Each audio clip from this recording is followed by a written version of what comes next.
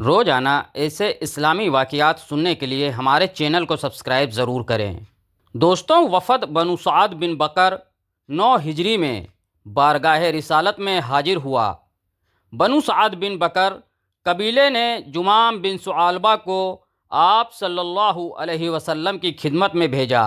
جمام مضبوط جلد، سرخ و زرد رنگ اور بالوں کی 2 چوٹیوں والے شخص تھے۔ اسی وجہ سے عام طور پر اسے وفد جمام بن ثعالبہ لکھا جاتا ہے۔ جمام بن ثعالبہ بارگاہ اقدس صلی اللہ علیہ وسلم میں آئے اور کہا کہ میں اپنی قوم کے ان لوگوں کے لیے پیغام رساں کی حیثیت سے ہوں جو پیچھے رہ گئے ہیں، اسی لیے انہیں بھی وفد میں شمار کیا گیا۔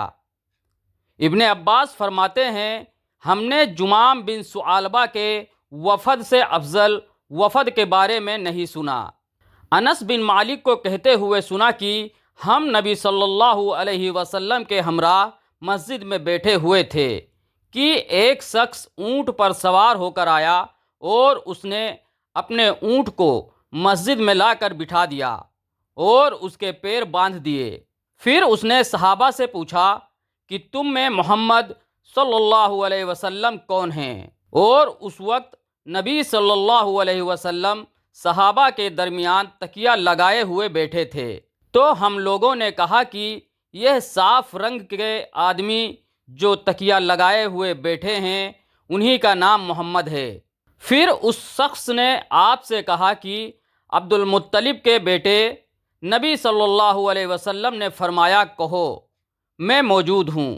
اس نے آپ سے کہا کہ میں آپ سے کچھ پوچھنا چاہتا ہوں اور پوچھنے میں آپ پر سختی کروں گا، آپ اپنے دل میں میرے اوپر ناراض نہ ہونا۔ آپ نے فرمایا کہ جو تیری سمجھ میں آئے پوچھ۔ وہ بولا کہ میں آپ کو آپ سے پہلے تمام لوگوں کے پروردگار کی قسم دیتا ہوں، سچ بتائیں کہ کیا اللہ نے آپ کو تمام لوگوں کی طرف پیغمبر بنا کر بھیجا ہے؟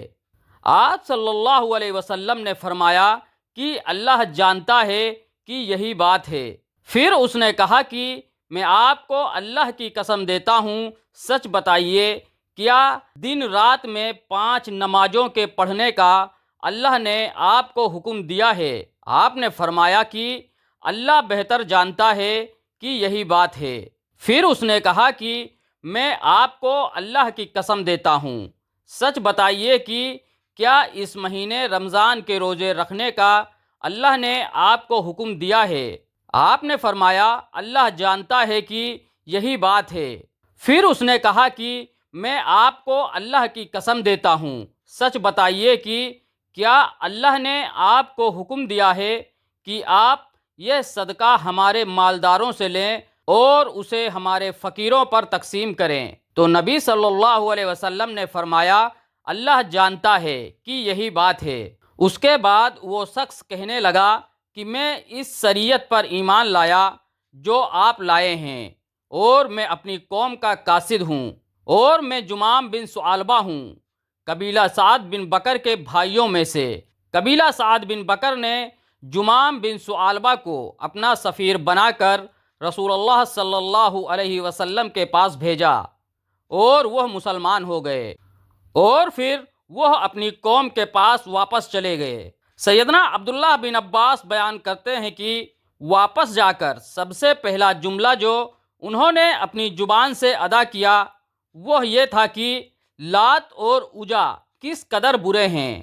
لوگوں نے جب جمام کی زبان سے یہ الفاظ سنا تو کہنے لگے، اے جمام، بزرگوں کی گستاخی سے رک جا اور برس اور کوڑھ کی بیماریوں سے بچ، اور بے وجہ کی کہانی بزرگوں کی گستاخی سے تو پاگل نہ ہو جائے۔ یہ سن کر جمام نے اپنی قوم سے کہا، ہلاکت ہو تمہارے لیے، میں اللہ کی قسم کھا کر کہتا ہوں کہ یہ دونوں مل کر بھی نہ کچھ بگاڑ سکتے ہیں اور نہ کچھ سنوار سکتے ہیں۔